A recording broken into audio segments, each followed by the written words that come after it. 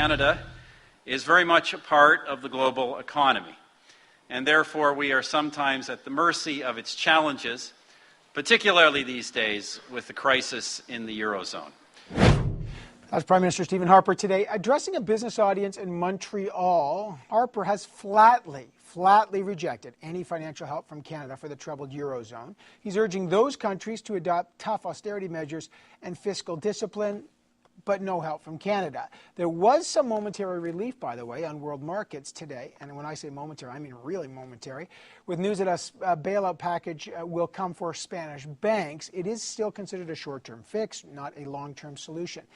But the opposition is saying that perhaps Canada should be more involved in this because eventually Canada would be affected if the Eurozone slips back into a serious recession. Should Canada participate in this? What are the implications as we were to keep our own economy on track?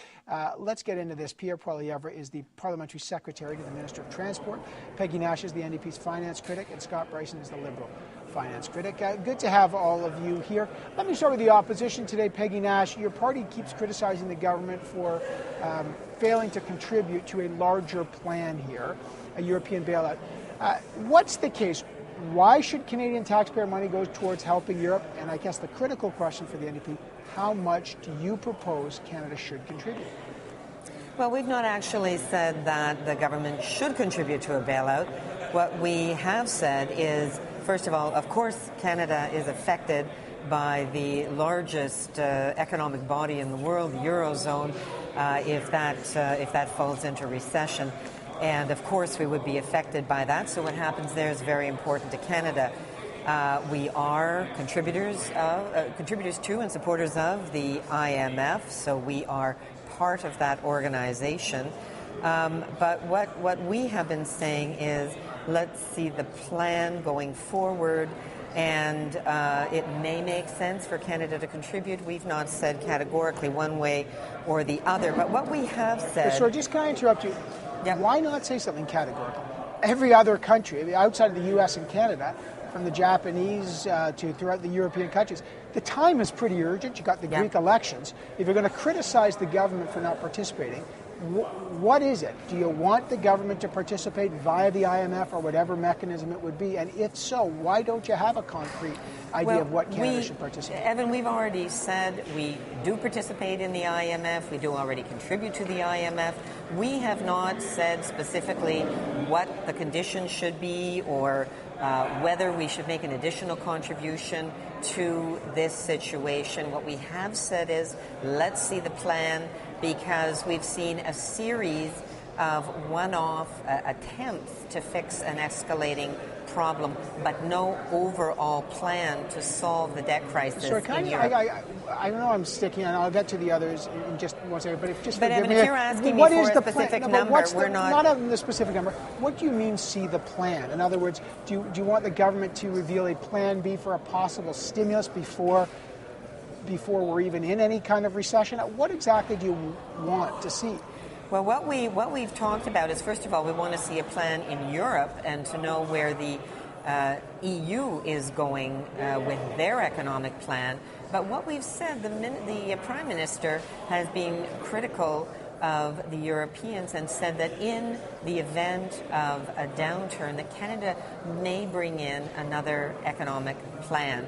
And what we've said is, in the 2008 downturn, the federal government denied there was a problem, brought in an austerity budget, made cutbacks, and it was only facing the imminent loss of power. Only been faced with the imminent loss of power where they persuaded to bring stimulus measures forward. So we're saying, what is your plan now? Will you wait till we're on the brink again, or do you actually want to present some ideas going forward for what Canada might be facing? Okay, Scott Bryson, what do the Liberals want to see here? Do they want to see Canada contribute to this bailout?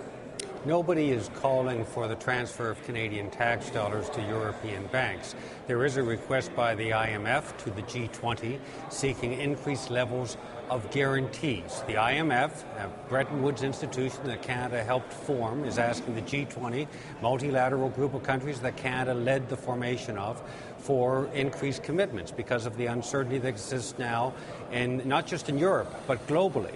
And the reality is 18 countries, including countries like Japan and Australia that are not European countries, clearly have said yes. Canada has said no at this time. Mr. Harper's been unequivocal in terms of absolutely no to any increase in level of guarantees. The U.S. has said no, but in the U.S. you can understand it from the perspective of the current political situation. So what number? How much do you think Canada should contribute?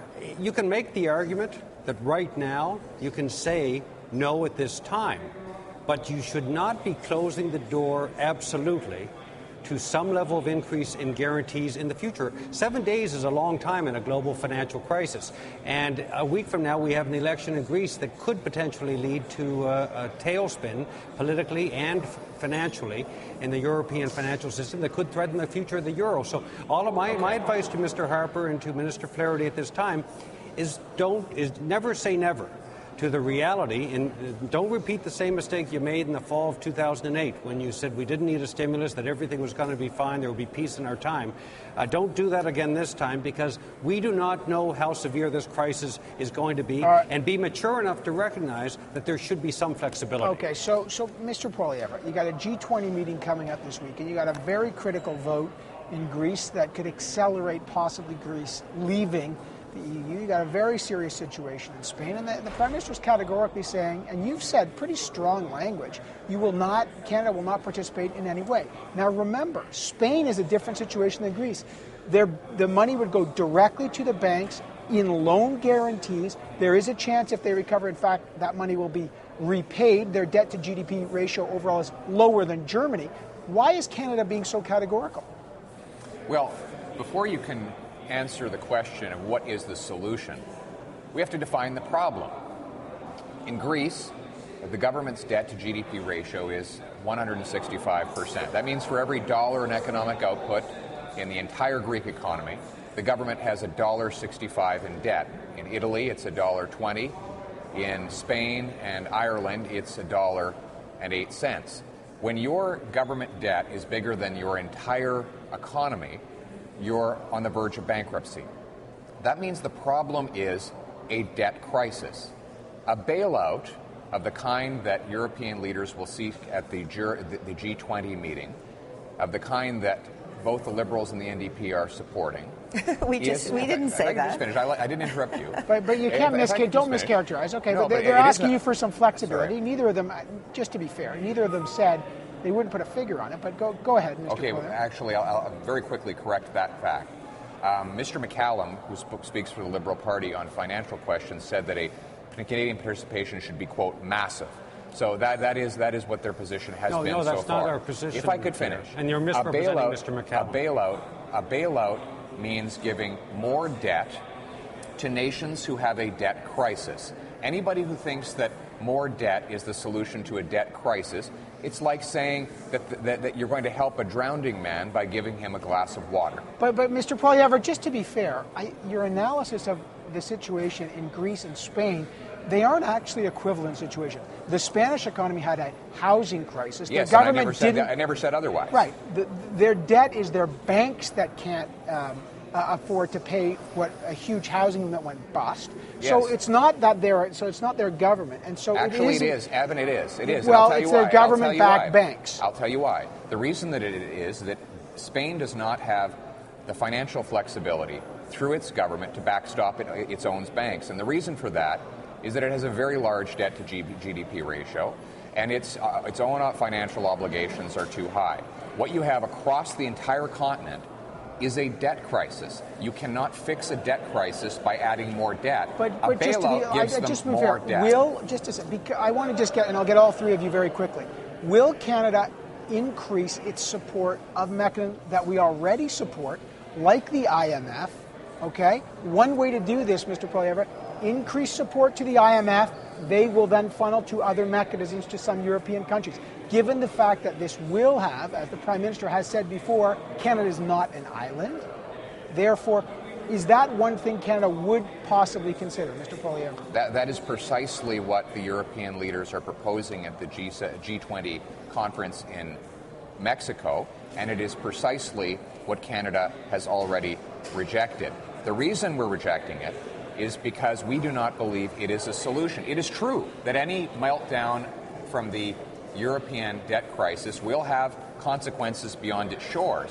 But that does not mean we should add to the problem by giving these debtor nations more debt, which is what a bailout does. It gives them more debt that they would owe back to us. I want Mr. Bryson and Ms. Nash to have a chance to respond to that very quickly. Ms. Nash? Well, you have to think what is the lesser evil here. And, certainly if the EU goes into a tailspin because of an economic crisis, that will have global ramifications, obviously here at home. And so we have to see how things develop. I am completely in agreement with those who are very concerned about the piecemeal approach that has taken place in Europe that seems to run from crisis to crisis. And it would be helpful if once and for all of the countries got together and they actually collectively had a plan to get back on track. So I think we have to see how this develops. We should not be ruling anything out at this point. Mr. Bryson, could Canada materially make any difference? We've got a GDP of $1.5 trillion. Europe's got $17 trillion. Would any Canadian contribution materially make any difference at all? The government of Australia would have been asked the same question, would have had to answer that same question. We are part of the G20. We are part of the IMF. We played leadership roles in the formation of those groups. We have a responsibility not just to the world, but to our own citizens to help contribute to global financial stability at a time of crisis. Now, nobody is saying that we should be part of some bailout of European banks. And Pierre is mischaracterizing a couple of things. First of all, the request is from the IMF, which is a global organization, a Bretton Woods institution, that is simply saying that they may need a greater level of guarantee, and not just in terms of European banks, but in terms of the fallout globally of a failure within the European financial system. And frankly, this is not what Pierre is saying. It is not. Nobody is calling for a transfer of Canadian tax dollars to European banks. I've got What we do want to see is a government that the Harper government needs to maintain some level of flexibility and not repeat the mistake of the fall of 2008. Mr. Coy, I've got 5 seconds. These countries have taxed every dollar they can out of their own economies, borrowed every dollar that anyone in the world will commercially lend to them. They've already eaten through $500 billion in commitments from the EU and the IMF, and after all of that, they need more money. What's to think that we'll ever be paid back? Unfortunately, I've got to leave it there. G20 is coming up, and we'll find out. Doesn't sound like there's a lot of room for flexibility on the government's part. Evan, if it hits the fan in Europe, I think the Harper government's going to have a very different position in a couple of weeks. We'll see what happens. All right. Well, we'll be watching this closely. Mr. Poilievre, Ms. Nash, Mr. Bryson, always good to have the three of you on a very important debate. Thanks. Thanks, Evan. All the best.